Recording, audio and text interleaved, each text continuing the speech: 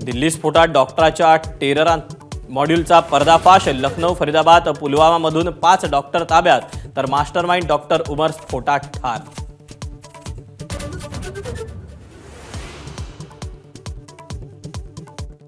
हरियाणातल्या फरीदाबादमध्ये सापडली दहशतवादाची फॅक्टरी। डॉक्टरांनी घेतलेल्या भाड्याच्या घरात स्फोटकांचं गोडाऊन। 30 ऑक्टोबरला डॉक्टर मुजम्मिलच्या अटकेनंतर टेरर फॅक्टरीचा उलगडा।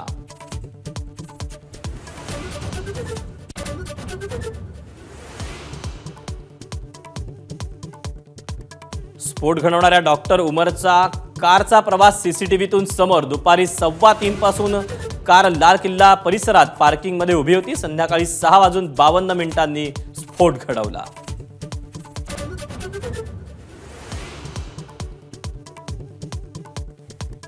केंद्र सरकारने दिल्ली स्फोटाचा तपास एनआयकडे सोपवला। एनआयकडून पुरावे जमा, तर हल्ला करणाऱ्यांना सोडणार नाही, पंतप्रधान मोदींचाही इशारा।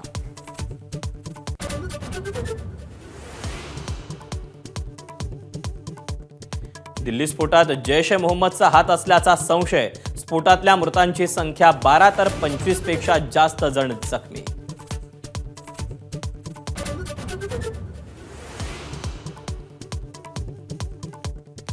राजकारण विसरून उपमुख्यमंत्री एकनाथ शिंदेंनी केली संजय राऊतांच्या तब्येतीची विचारपूस। राऊतांचे भाऊ सुनील राऊतांसोबत फोनवर चर्चा।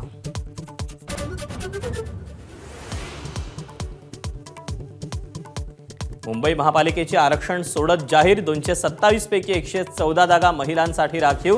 सर्व पक्षातल्या अनेकांचा पत्ता कट होणार।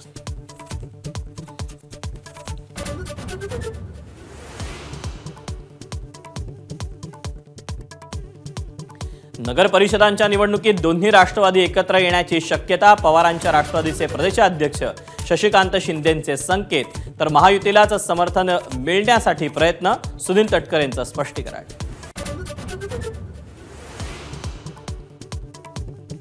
कोल्हापूरच्या नागाळा पार्कमध्ये भर दुपारी बिबट्याचा धुमाकूळ।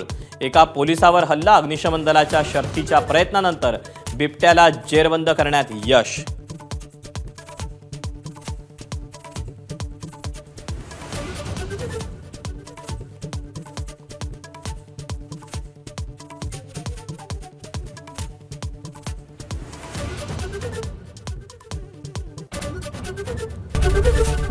एबीपी माझा, उघडा डोळे बघा नीट।